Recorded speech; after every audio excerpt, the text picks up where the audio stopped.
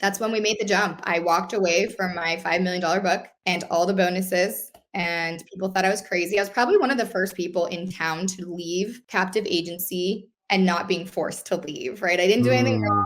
There was no canceling of my business on their end. And a lot of people have left since. And I think there just needed to be someone that was like, this isn't for me. I'm not doing it. It doesn't feel right with me. I'm not aligned with this anymore. I'm ready to move on to big and better. And in the first year, we wrote 50% of what we had left. I had two salespeople. I still only have two salespeople and one service person. And we do about 200 to 500,000 a month in premium with 3 employees. So that's awesome. Ever since. Yeah. That's crazy.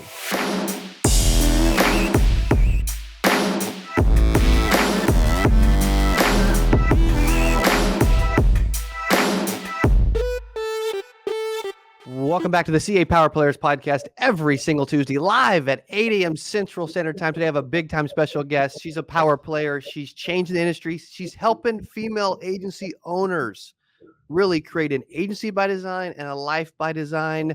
Cassidy Arbeli, welcome to the podcast. Hey, how are you? I'm so excited to be here. Yeah, I love it. Your energy is always incredible. You are like, you can tell when you're on mastermind Zooms and we're on with you, like you're active in chat, you're focused, like you're intentional. You've had a lot of success in the insurance space. Now you're helping others in the insurance space have that type of a success. Have you always been that way where you're just like super focused, intentional? No. What? It's funny because it depends on when you catch me during the day or what's happening. There's just so much on my plate. I'm sure we'll dive into that. But I've also recently decided to homeschool my 3 kids. And so there's a lot going on in life right now. And I had to learn through different phases that the only way I'm going to do all the things I want to do is to really learn how to be intentional with my energy, my time, what I'm doing, where I'm investing money, and all the things. So definitely something that I have learned with time, with systems, and figuring out what's worth me putting that energy into. Yes. Yeah. I love it. Well, why insurance? Like you've obviously done very well in the insurance space. Why this career path for you? So, of course, we all kind of fall into it unless you come from a family that maybe was into it, right? And I was actually in the digital space doing blogging, some other things like that. And I was recruited by a State Farm recruiter. And I'm like, I've never thought about doing insurance. Like, what are you talking about? And I had this stigma of like, an old white man, selling me a car, right? Like that, we know that that's kind of the stigma. And I did some research and looked into it. At the time, I was also getting my master's in industrial psychology, which is like business psychology. For those that kind of don't know what that is, it's a small niched psychology industry. Wow. And I was like, look, it's not that much to invest. I'm getting a book of business. Let's just see what happens. And I come from a family of entrepreneurs. So I wasn't afraid. I was kind of ready to do that. And I had plans to be an entrepreneur at some point. So I just really fell into it. And we did independent captive with State Farm for 6 years. And then we transferred to independent about 4 years ago. Nice. So let's talk about your success as a captive agent with State Farm for the first 6. What did that look like? So this is permission to brag on yourself. Okay. Yeah. In the beginning, it was like, so I had just had also my second child 3 weeks before I opened my doors.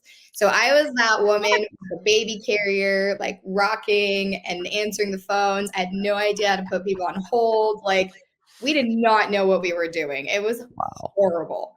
But luckily me and my team were great with sales. I had a lot of connections with the community and we just tapped into who do we know? And we're from Las Vegas. So that's always been ingrained in our heads, right? Like shake hands, make connections. It's all about who you know.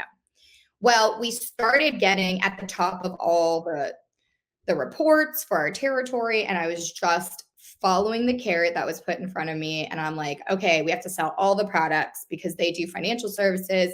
At the time, they did mortgages. They did banking. Yeah. We did all, life, health, all the things. And then very heavy on personal lines. And with time, I started getting a lot of referrals because of my connections, my family, just being in this town for so long and seeing it grow for commercial. And Mhm. my team was like, we are not doing this. This is so complicated. We don't have a lot of options for people. We were sending a lot of business out the door. And I was like, we don't give up. One of our core values is being relentless. We do Mm. give up, and we will find the answer. We will look for it. We'll research. We don't just say, sorry, it's too hard. We're not doing it. So we got really good at the commercial we could write. And we were sending millions of dollars a year to a broker, friends, what have you in the industry. And Jeez. I would say around year 5, I was starting to feel that burnout. I was starting to realize, like, okay, we're selling, we're at the top of all the reports, we're doing what State Farm wants.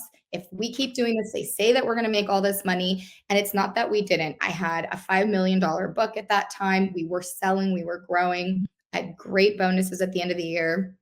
But again, I was like, this is Yeah. not what I started my business for. I'm doing this for them, and I'm not really being intentional with, what do I want? What does a day for me look like? What do I really want from life? And I sat down and spent probably about 2 months just really not in the office and thinking about what I wanted. And I wrote it all out, and I kind of vision casted, and I said, okay, I only want to work these hours, and this is what I want to be doing. And what does my team also want to achieve individually, each of them?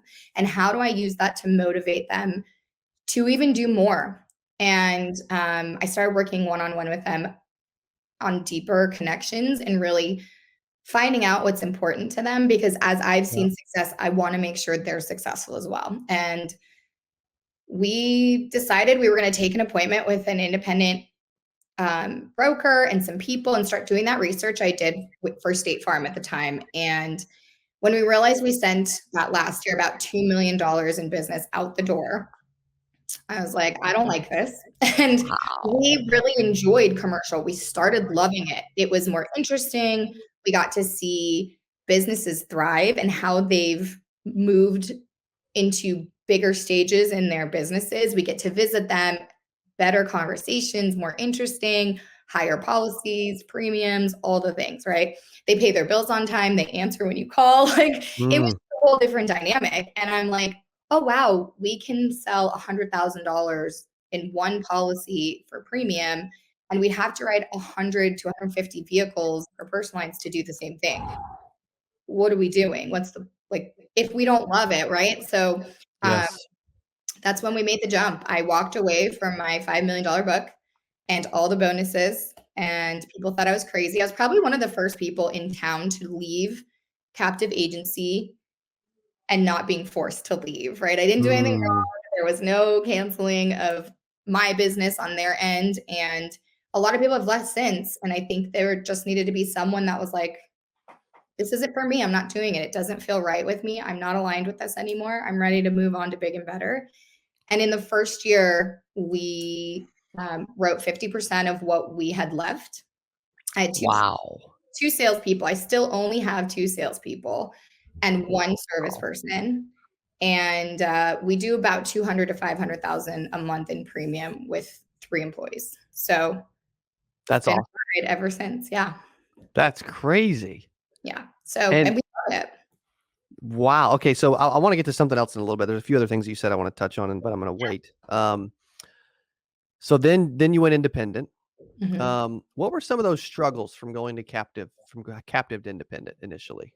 Yeah. So the biggest struggle was we had to learn not just one system, right? We had to learn 20 direct carriers for the personal lines and some commercial, because we still do personal lines, but it's really usually just our business owners, the stuff that they need. And understanding that each carrier has its own appetite, own competitive rates, its own things that we had to relearn. And when you're now quoting through all these systems as opposed to just one that you knew really well, right? We almost kind of Yes. rebirthed in a way. We had to learn how to walk again. Yeah. And we just made it happen. We're relentless. We didn't quit. And even when my team complained, or even when they were like, we can't get this done, like, all right, we have to have solutions. You don't come to me with a problem unless you have some option for us to try. So eventually, I have one team member that picks up systems really quickly. So they became the owner to learn all that and to teach the rest of us and create those SOPs and the screenshots and the outlines and the word tracks and whatever we needed to be able to all catch on. I had another person that was really great with data and tracking, and we learned to do some automations. And so we were able to maximize everyone's efforts. Mm. And it was great because we could then use any system we wanted, where with State Farm, you can only use what they offer, and they don't allow you to do a lot of things. So that's how we kind of solved some of those issues we were having in the beginning, was by bringing on some different softwares that we thought were going to help us not need to hire more, not need to do as much work. And then I would say the other struggle is really, now you have one underwriter for each carrier. And if you don't have a good relationship with them, they are not going to get back to you. They are not going to quote your business. They're not going to try to win that business with you. So it's really a partnership. And if you don't have a good relationship with your underwriter, so that's how we started working, is really just being wonderful to our underwriters, creating and cultivating those relationships. And now they tell us, when we see your email come across, we get to you first before everyone, because you close 75% of the stuff that we send you. And we know we're not going to waste our time. And so that's been a huge help. I can't send them, that much business if I'm not closing it on my end. So they trust us, and we trust them to really help us package the quotes and all the things that we need. Learning to work with supplemental, or, our GAs or certain carriers that are not direct, was the struggle. And once we figured out what to do there, everything took off. So that was probably the two biggest things. After that, we had the experience. We knew what we were doing. So that was great. And I always tell people, if you were successful in captive, you will kill it in independent. That's 100%, nuts. because it's harder. And here it's easier. So Wow. That's crazy. Obviously the relationship piece of it's really important. And you're like, naturally you're just good at that. I can tell that was important on the captive side, independent side, helping other agency owners, etc. And with the underwriting side, I did want to transition to one other thing. Really, I got a few other things.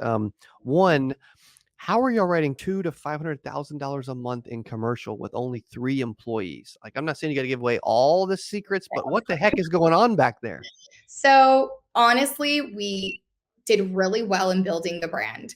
When we started loving commercial, it's what we talked about all day. We Love specialize in that. commercial, we specialize in commercial, we specialize in commercial, we're commercial specialists, whether it's we're networking, shaking hands, going to events. Like I said, I've been in this town for a really long time, and my family was well known. And so we knew a lot of business owners, and they just started referring to us, and we took care of our clients. And now we get the bigger, middle market businesses taking us seriously, seeing that we're insuring their friends, their family businesses, whatever. And it was really about building that brand. We know exactly who our ideal client is. We speak to them specifically. We go out and search them. We go to events that they're going to be hanging out at. We go to places that we know they're going to be hanging out at. And the other piece is, we are 100% ourselves. Another core I would have is authenticity. And I know it sounds super cliche, Love it. but if my team member wants to show up to the office in sweats and slippers, I don't care. I was like, if you can tell me 200, 500,000 a month, I don't care if you're doing it sitting on the toilet. Like, I know it sounds ridiculous, right? But like, whatever you got to do, you get it done. And so they brought their own expertises, their own skills and talents, and who they are. And that's what our clients love about us. We can curse with them. We get invited to their baby showers or weddings. It's really that. And so they talk about us all the time, and we don't pay for leads. We haven't paid for leads for a really long time. And we started opening other cities too. So now that we're independent, we can write in other cities and states. And then again, this person says, hey, cousin, you're starting a trucking company in North Carolina. We weren't licensed in North Carolina.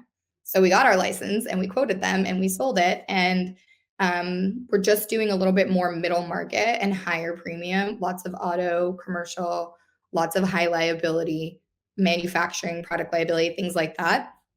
And it's just grown. Yeah, that's huge. I mean, that's unbelievable. I can see how that would be an extremely profitable endeavor overall. That's awesome. Yeah. One of the things you mentioned a second ago was a core value, and core values in general. And one of the ones you mentioned was relentless, which I loved. I'm like, that's so good. Tim Grover would love that, by the way. Um, I would like for you to speak to that and how important those are. I mean, we have them now. We hire off of them. We fire off of them. Like, it's really important in our company, but a lot of people don't. Yeah. So I can't remember what book it was, but I read a lot of books, like at least once a week. I'm in a new book, but Nice. somewhere, I wish I could tell you so I could reference it for anyone listening, but they taught me too, you need to be hiring based off your core values and not so much based off of skills, because people can learn skills. They can't learn Mm, how to so much behave or believe in certain things. So I, for a long time, was like, I'm a small business. I got like 2 employees, right? I don't need core values. But the truth is you're the leader and the CEO. And if you don't know what you believe in and how you want to show up and how you want to behave and what those actions look like, your team can't emulate that. And your team can't also believe in those things too, and then be a bigger representation of you out in the world and that brand. So I came up with those values. Actually, at the time I had a team, so we all came up with it. We did a post-it party. I talk I about love that. and I said, write down, like, I printed out a bunch of words that could be core values or sentences. And we put them all on the wall. Everyone wrote stuff. And then we started eliminating things we didn't really align with. And we started stacking post-its that kind of meant the same thing. And we came up with 5. And relentless was one of them that we just happened to be. We Mm, were the type of people that just don't give up. We, not all of us came from amazing upbringings. We've known that we had to hustle in our lives and get what we want. And I push them and challenge them a lot. I'm an Enneagram 7, but I have a wing 8, if anyone knows what that means. So I challenge a mm, lot, which is also why I'm doing the other things that I do in business. And it's challenging to make them better. It's not challenging them to be negative, right? So yes. when they realized, okay, Cassidy's not gonna let me give up. She wants to make me better. How do I show up to do that? And I would give them options and show them how we can be relentless.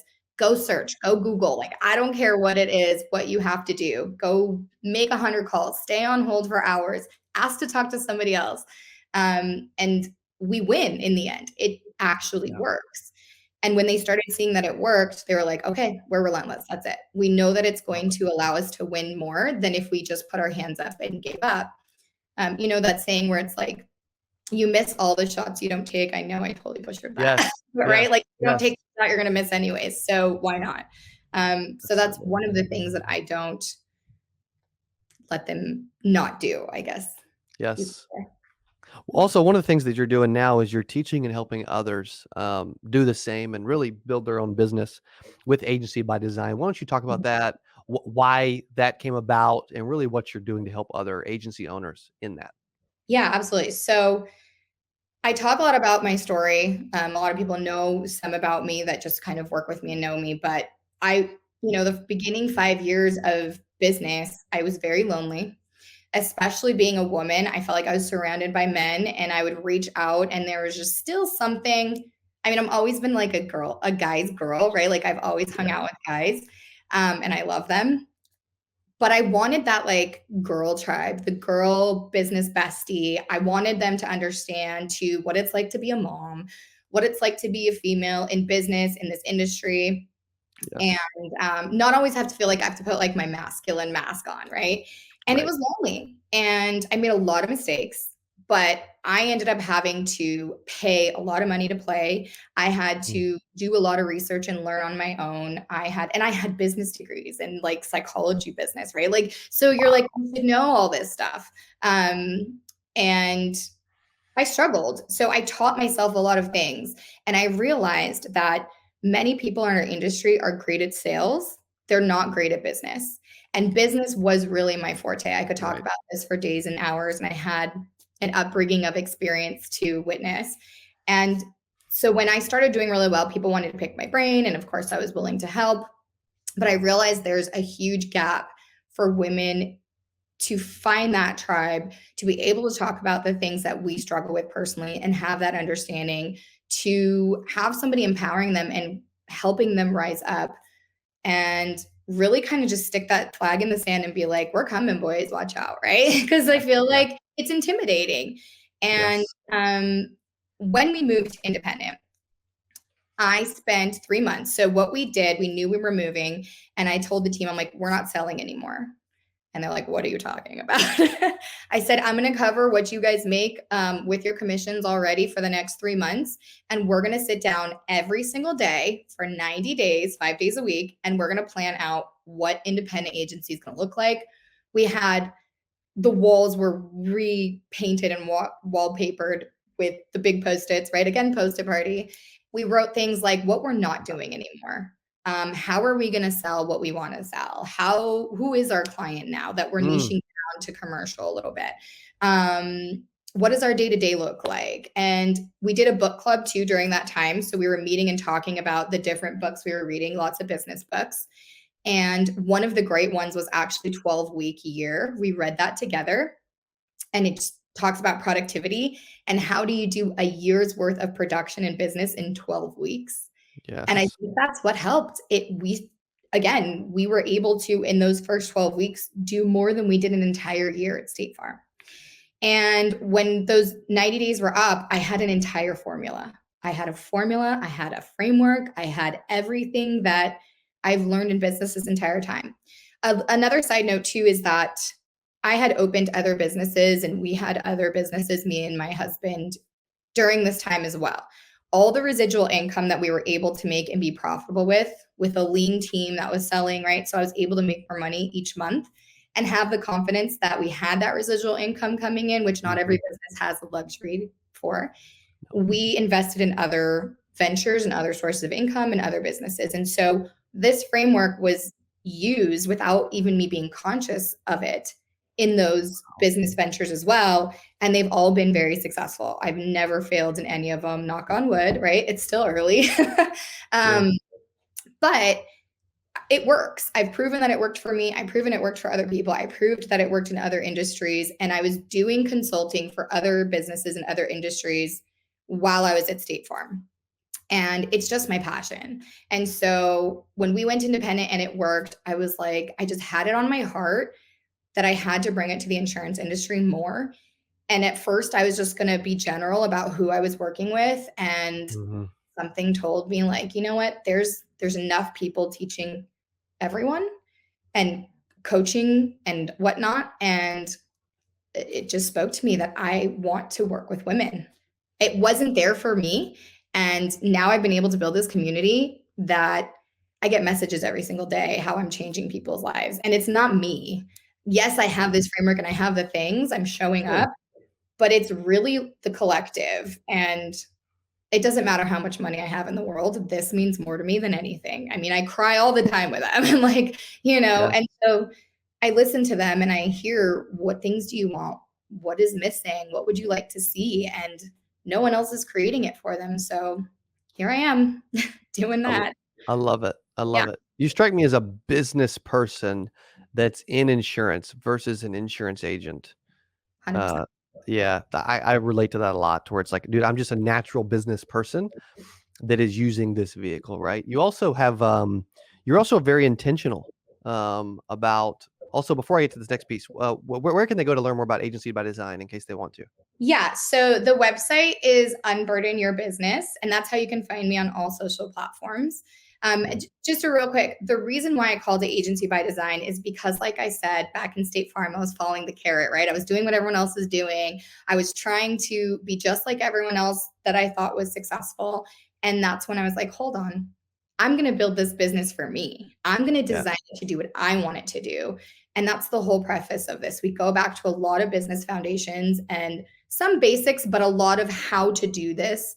Because I think too, sometimes when you're in the thick of it, your mind just won't allow you to go outside of True. the box. Or if you're in the clouds, right, it's hard to see the sky. And when someone can come along and really format in a way where just follow the steps, I got you, I'm going to show you how to do this. We're going to build Yeah. this designed based on what's important to you. So that whole intentionality is huge in Agency by Design. I have this equation, and it's intention plus strategy plus action equals results.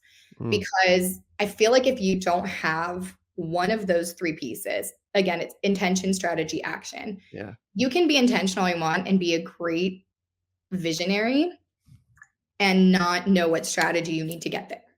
You could have all the strategy in the world, but if you don't actually take action, Yeah. then you're not going to get anywhere, right? Or you could Yes. have strategy and action and build something, and if it's not intentional, you won't be happy. So, it's all these things, and that was what I learned for myself, that I needed to have those three things, and that's what I've been working on. So, That's um, strong. that's what it means. But yeah, you wanted to That's talk good. about intentional too, right? So I kind of led. Yes.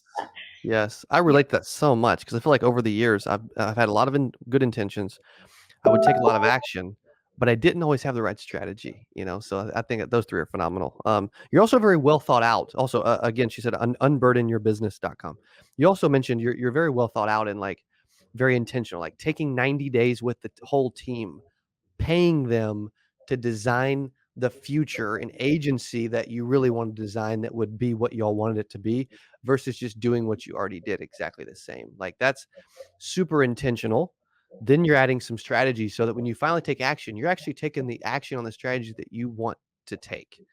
And to stop for 30 minutes is very, for 90 days is very intentional. Um, what got you to think about doing that? And is that really why you believe y'all have had as much success as you've had today because of those 3 months? Yeah, and it's kind of like that idea is like, in order to shoot an arrow, you have to pull the bow back and gain Mm, that momentum and really quantum leap and kind of 10x forward, because I knew we had habits, I knew we had things, and we were still successful. So it wasn't a crazy amount of habits, but because I didn't spend that time intentionally before I started that first business, I'm like, we got to go back. We got to go yeah, back. And a lot of people don't do it. And so that's what I do with clients a lot. Sometimes they're like, this doesn't seem like it matters. And usually between the middle of working together, like, I finally get why this goes in this order. yeah, Um, but that's the idea. I mean, my team was scared. I was still scared. I was like, we're pulling the e-brake right now and we're just pausing. And there's power in pausing. There's power mm, in reflection. There's power in just sitting in it. Just let it. Sometimes we don't want to sit because it's uncomfortable or it brings up, I don't know if we can curse, but it brings up crap and we don't want to feel yeah, that, right? But when you feel it, you can then start thinking about how to get out of there, as opposed to just staying busy and still being stuck, which is what we usually yes, do. yes, Also invested a lot of money and time in therapy with life coaches and mindfulness. And that's part of my routine and part of my intentionality every single day, every week, every month. And I sit and I reflect and I pause and I think. That's one of the things too that I have my clients do. Once they can allow themselves to step away from their business, even if it's 30 minutes a week, starting there. And I'm like, this is your day, Friday at 12 p.m. You're going to go have lunch by yourself somewhere, and you're going to take a notebook and you're just going to brain dump and you're just going to think. And that's all you're doing. And then it turns into a full day on Fridays. It could be any day, right? Or yeah, maybe it's 3 weeks a year and you just yep, do that. And it could be with your team, without your team. I think you should do both.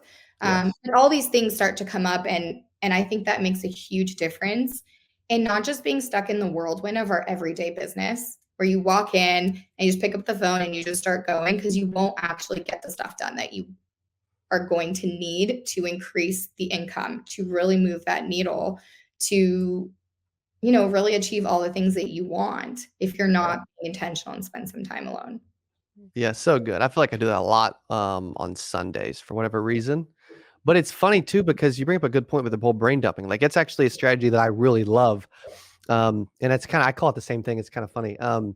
But most people don't like stop and think about like ideas and what they want and be very strategic because we're busy, lots going on, like right, like life is moving, and so for us to stop and think about the business that we want, because a lot of people are running their business and they're unhappy, like they're not happy with the product that they've built, like we hear it all the time, they've like built their own prison and they're living in it. They're burdened. I know. I'm telling you. Time to unburden your biz, come Crazy. on now. I know. I love It's kind of sad, but it's like it can be fixed, right?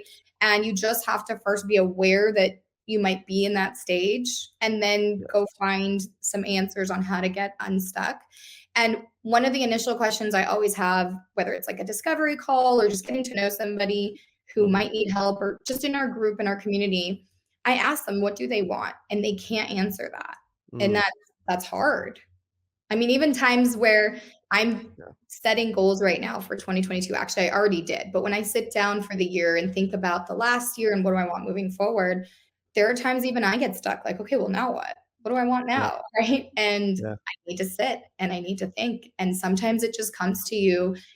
A lot of times it comes to me when I'm taking a shower. I know that's just got, you know, Oh, totally. water running and you're not on your phone and you're not doing a bunch of things with your hands. There's something about that Yes. with the noise canceling in your brain and you just being in emotion when you're Yeah. driving your car, right? I see you constantly on Instagram live on your or stories on your in your car because it's quiet suddenly and there's nobody Yeah. around and you can't really do anything else but drive. And True. so these ideas and these thoughts and you want to talk to people about things you're thinking about, those are times that they come to you. So kind of knowing Yes. what that is and how do you replicate that in just brain dump. I did a brain dump yesterday because I have a lot of this week is crazy. And I just listed a bunch of stuff in black. I went in with a red pen and I marked what was urgent. What's Mm, a glass ball that I can't let fall this week? And then I wrote out on a paper plan and digital plan because I'm being intentional. And I wrote out what day and what time am I going to actually do this? And I scheduled it in my calendar because I know if I just brain dump on a piece of paper, I'm not gonna like, yeah, I might yeah. remember what that list looks like, but I'm not being intentional in making that strategy put into my calendar so that I can Yes. actually do them. So that's one of the things that really helps me. You're so impressive.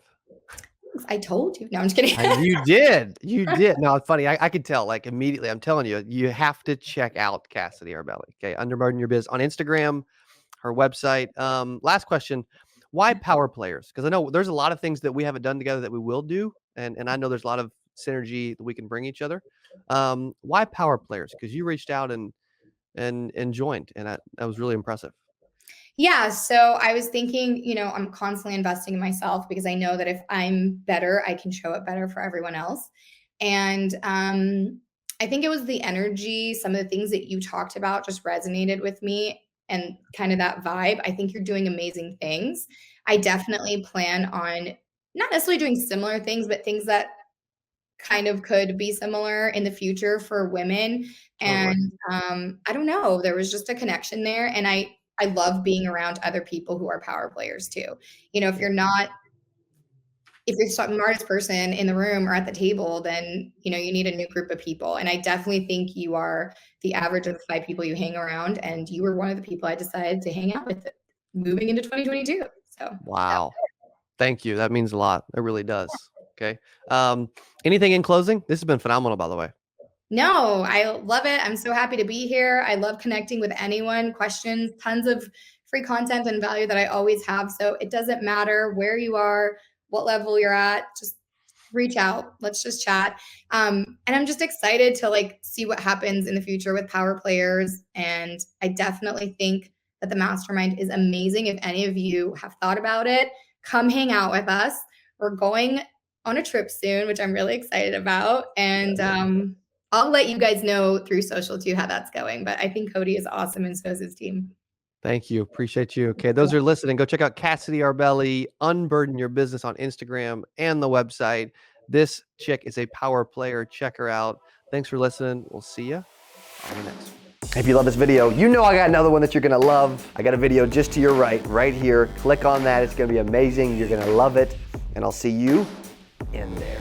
I've got a new top 10 quit list that I'm going to share with you right now. I'm telling you, there are 10 things that you may or may not be doing, but you got to quit doing these things immediately. I'm telling you,